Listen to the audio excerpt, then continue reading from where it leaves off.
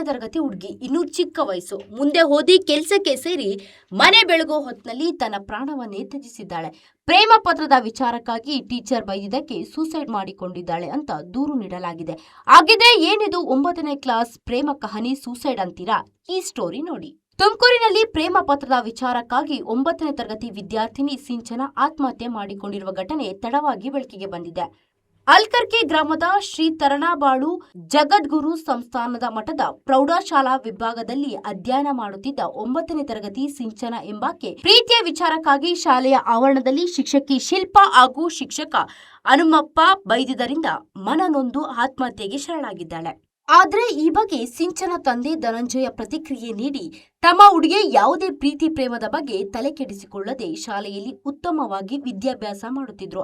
ಆದರೆ ಶಿಕ್ಷಕರು ಪ್ರೇಮ ಪತ್ರದ ವಿಚಾರಕ್ಕಾಗಿ ಶಾಲೆಯ ಆವರಣದಲ್ಲಿ ಬೈದಿದ್ದರಿಂದ ಮನನೊಂದು ಆತ್ಮಹತ್ಯೆ ಮಾಡಿಕೊಂಡಿದ್ದಾಳೆ. ಆದರೆ ಪೊಲೀಸರು ನಮ್ಮ ಮಗಳ ಮೇಲೆ ಲವ್ ಲೆಟರ್ ಬರೆದ ವಿದ್ಯಾರ್ಥಿಯ ಮೇಲೆ ಕೇಸು ದಾಖಲಿಸಿ ಪೊಲೀಸರು ಕೈ ತೊಳೆದುಕೊಂಡಿದ್ದಾರೆ ಅಂತ. ಮನೆ ಮಠ ಇರೋ ಆಸ್ತಿ ಪಾಸ್ತಿ ಎಲ್ಲ ಮಾರಿ 50 ಲಕ್ಷ ಕೊಡ್ತೀನಿ ಸಂಸ್ಥೆಗೆ, ನನ್ನ ಮಗಳಿಗೆ ತಂದ್ಕೊಡಿ. ನನಗೆ ಬೇಕಾದ ನನ್ನ ಮಗಳು ಅಷ್ಟೇ. ನ್ಯಾಯನೂ ಸಿಗ್ತಾ ಇಲ್ಲ, ನನ್ನ ಮಗಳು ಸಿಗ್ತಾ ಇಲ್ಲ ಅಂದ್ರೆ ನಾವು ಏನು ಮಾಡೋಣ?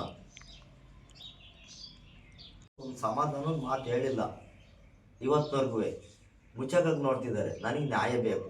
ಇನ್ನು 9ನೇ ತರಗತಿ ಸಿಂಚನ ಲವ್ ವಿಚಾರಕ್ಕಾಗಿ ಸೂಸೈಡ್ ಮಾಡಿಕೊಂಡಿಲ್ಲ, ಜಾತಿ ನಿಂದನೆಯ ಕಾರಣದಿಂದಾಗಿ ಆತ್ಮಹತ್ಯೆಗೆ ಶರಣಾಗಿದ್ದಾಳೆ ಅಂತ ಕರ್ನಾಟಕ ಭೀಮಸೇನಾ ಪೊಲೀಸ್ ಇಲಾಖೆ ಹಾಗೂ ಆಡಳಿತ ಮಂಡಳಿ ವಿರುದ್ಧ ಕಿಡಿಗೇರಿದ್ದಾರೆ. ಕೂಡಲೇ ಬಾಲಕಿಯ ಸಾವಿಗೆ ಕಾರಣರಾದವರ ವಿರುದ್ಧ ಪೊಲೀಸ್ ಇಲಾಖೆ ಸೂಕ್ತ ತನಿಖೆ ಮಾಡಿ ಶಿಕ್ಷೆ ಕೊಡಿಸದೆ ಇಲ್ಲದಿದ್ರೆ ತುಮಕೂರು ಜಿಲ್ಲೆ ಬಂದ್ ಮಾಡಲಾಗುತ್ತದೆ ಎಂದು ಪೊಲೀಸ್ ಇಲಾಖೆ ಹಾಗೂ ಶಿಕ್ಷಣ ಇಲಾಖೆ ಎಚ್ಚರಿಕೆ ನೀಡಿದ್ದಾರೆ. ನನ್ನ ಉದ್ದೇಶ ಹಿಂದೆ ಇದೇನು, ಆ ಹುಡುಗಿ ಪ್ರೇಯರಲ್ಲಿ ನಿಂತಿರಬೇಕಾದ್ರೆ ಅಲ್ಲಿರುವಂತಹ ಶಾಲಾ ಶಿಕ್ಷಕರು ಆ ಹುಡುಗಿ ಶಿಕ್ಷಕಿ ಮತ್ತು ಶಿಕ್ಷಕ ಏನಂತ ಹೇಳ್ತಿದ್ದಾರೆ, ಎಲ್ಲ ಮುಗಿದ ಮೇಲೆ ಪ್ರೇಯರ್ ಮುಗಿದ ಮೇಲೆ ಆ ಹುಡುಗಿನ ಅಲ್ಲಿ ನಿಲ್ಲಿಸ್ಕೊಂಡು, ನಿಮ್ಮದು ಕೀಳು ಜಾತಿ, ನಿಮ್ಮದು SC ಜಾತಿ, ನೀವು ಓದಬಾರ್ದು, ನೀವು ಓದೇನು ದಬ್ಬಾಗ್ತೀರಾ, ನೀವು ಬಾತ್ರೂಮ್ ತೊಗೊಳಕ್ಕೆ ಮಾತ್ರ ಲಾಯಕು ಅಂತಂತ ಈ ಒಂದು 21ನೇ ಶತಮಾನದಲ್ಲಿ ಈ ರೀತಿಯ ಹೇಳಿಕೆಗಳು ಎಷ್ಟು ಮಟ್ಟಿಗೆ ಸರಿ? ಇದು ಏನಾಗಬೇಕು ಅಂತಂದರೆ ಇಲ್ಲಿಗೆ ನಿಲ್ಲಬೇಕು. ಇನ್ನು ಮುಂದೆ ಶಾಲೆಗಳಲ್ಲಿ, ಪಬ್ಲಿಕ್ಗಳಲ್ಲಿ ಜಾತಿನ ನಿಂದನೆ ಮಾಡುವಂತಹ ವಿಚಾರಗಳು, ಜಾತಿ ಮೇಲೆ ದೌರ್ಜನ್ಯ ಮಾಡುವಂತಹ ವಿಚಾರಗಳು ನಿಲ್ಲಬೇಕು. ಯಾಕಂದರೆ ಇತ್ತೀಚಿನ ದಿನಗಳಲ್ಲಿ ಬಾಬಾ ಸಾಹೇಬ್ ಅಂಬೇಡ್ಕರ್ ಅವ್ರ ಬಗ್ಗೆ ಬಹಳಷ್ಟು ಕೇರ್ಲೆಸ್ ಮಾಡ್ತಾಯಿದ್ದಾರೆ.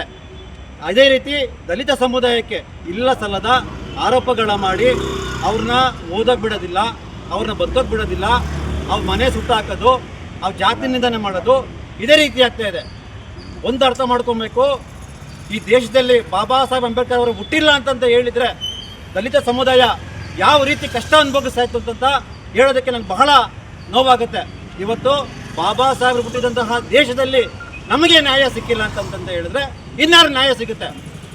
ಈ ಹುಡುಗಿ ಅವ್ರ ಅಕ್ಕ, ನೀನು ಕಾಲೇಜೇನಮ್ಮ, ಕಾಲೇಜ್ ಓದ್ತಿರೋ ಈ ಹುಡುಗಿ ತವ ತಂಗಿ ಎಲ್ಲ ಹೇಳ್ಕೊಂಡಿದ್ದೆ. ಏನಂತ ಹಿಂಗೆ ಅಂದ್ರು ಕಣಕ್ಕ, ಅವ್ನು ಯಾರೋ ನನಗೆ ಅವನು ಕ್ಲಾಸ್ಮೇಟು ಲವ್ ಲೆಟ್ರ್ ಬರ್ದವನೇ, ನೀನು ಯಾಕೆ ಬರ್ತೀಯಾ, ಕಸ ಗುಡಿಸ್ಕೊಂಡು ಬಾತ್ರೂಮ್ ತೊಳ್ಕೊಂಡು ಬಿದ್ದಿರಬೇಕಾಗಿತ್ತು, ಇವರು ಹುಟ್ಟಾಕಿರೋದು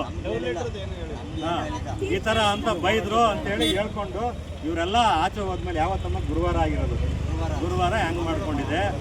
ಈಗ ಆಮೇಲೆ ಏನು ಕ್ರಿಯೇಟ್ ಮಾಡಿದ್ದಾರೆ ಇವರು ಸಂಸ್ಥೆಯವರು, ಇವ್ರು ಯಾವಾಗ ದೂರ ಸಂಸ್ಥೆ ಮೇಲೆ ಕೊಡೋಕೆ ಹೊಟ್ರು ಅವಾಗ ಏನು ಮಾಡಿದ್ದಾರೆ, ಆ ಹುಡುಗನ ಜಾಮಿಟ್ರಿಲಿ ಏನೋ ಲೆಟ್ರ್ ಇತ್ತಂತೆ, ಇವರೇ ಬರೆದಿದ್ದಾರೋ ವಿದ್ಯಾಸಂಸ್ಥೆಯರೋ ಗೊತ್ತಿಲ್ಲ.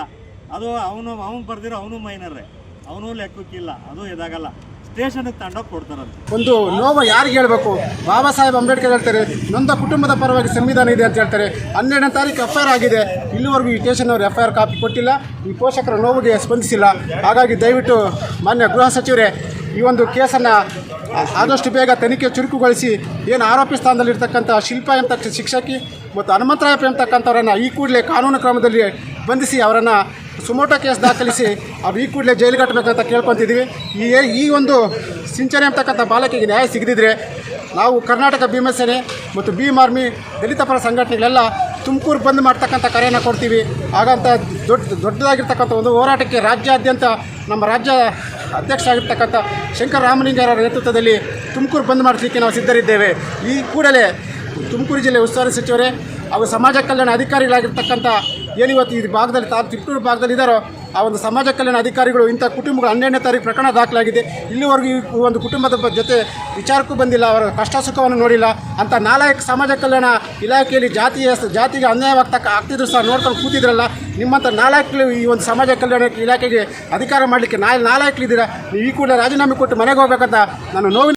ಶಿಕ್ಷಕರ ಬೈಗುಳದಿಂದ ತಮ್ಮ ಮಗಳು ಆತ್ಮಹತ್ಯೆ ಮಾಡಿಕೊಂಡಿರುವುದು ಮೇಲ್ನೋಟಕ್ಕೆ ಕಂಡು ಬಂದಿದ್ರೂ ಈ ವಿಚಾರಕ್ಕಾಗಿ ಮೃತ ಸಿಂಚನ ತನ್ನ ಅಕ್ಕನಿಗೆ ಸಾಯುವ ಮುನ್ನ ಸಂಪೂರ್ಣ ಮಾಹಿತಿ ಕೂಡ ನೀಡಿದ್ದಾಳೆ ಎಂಬುದಾಗಿ ತಿಳಿದಿದ್ದು, ಪೊಲೀಸರು ಹಾಗೂ ಆಡಳಿತ ಮಂಡಳಿ ಮುಂದೆ ಯಾವ ರೀತಿ ಕ್ರಮ ಕೈಗೊಳ್ಳಬಹುದು ಅಂತ ಕಾದು ನೋಡಬೇಕಾಗಿದೆ.